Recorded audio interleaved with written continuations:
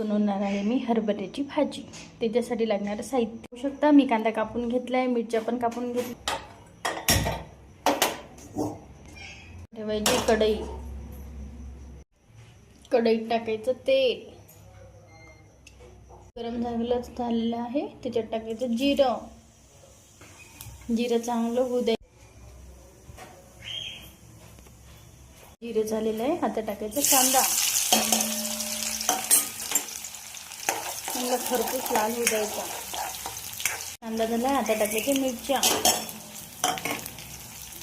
होऊन द्यायच्या चांगल्या तेलामध्ये। मीठ, हरभऱ्याची भाजी आपण धुवून घेतलेली आहे, चांगली परतून घ्यायची।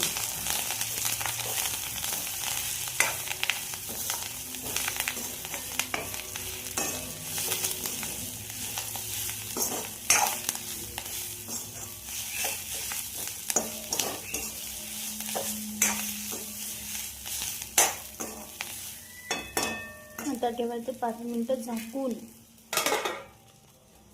पाहू शकता भाजीने पाणी सोडलेलं आहे, म्हणजे खरपूस होऊ द्यायची।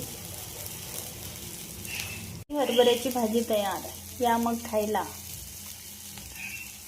सोप्या पद्धतीने हरभऱ्याची भाजी तयार झालेली आहे।